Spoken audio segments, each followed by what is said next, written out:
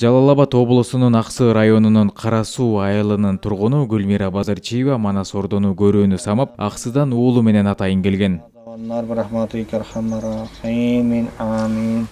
Манас күнбөзүн көрөм деп ниет кылып жүргөм.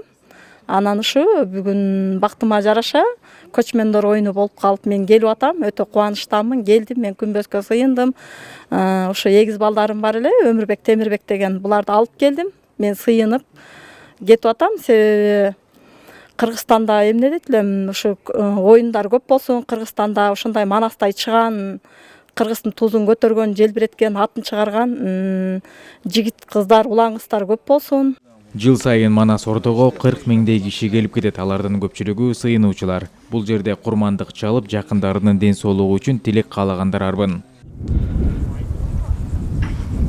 Мында келгендер Кароол чоку тоосуна чыгышат. Анда Талаш шаары алаканга салгандай көрүнүп турат.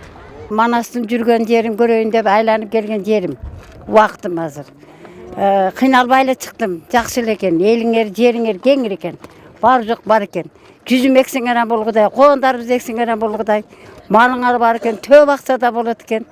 Элиңерге, жериңерге мен ушунчалык ыраазы болдум. Бул күндөрү комплекстин аймагы жана Манас музейи акысыз болуп, калуучуларга эшиги ачык. Асанкул Жунушалиев музейде 30 жылдан бери иштеп келет. Ал эми соңку 5 жылдан бери директорлук кызматта. Ошо Манастын 1000 жылдык мааракесинде ошо турган музей ачылды.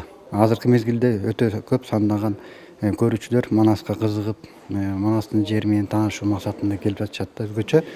Бул жерде жай айларында ошондо май айынан баштап күз ортосуна чейинки убакыттын ичинде өтө көп сандаган туристтер жалаң эле Кыргызстандан эмес, ошо чет мамлекеттерден келип турушат. Улуттук көчмөндөр оюндарынын шарапаты менен Манас Ордо комплексине келгендердин саны дагы көп. Учурда Таласка өлкөнүн бардык региондорунан коноктор жана чет элдиктер келген. Республикалык улуттук көчмөндөр оюндары Талас облусунун туристтик потенциалын көтөрүүгө чоң түрткү берет дешет адистер.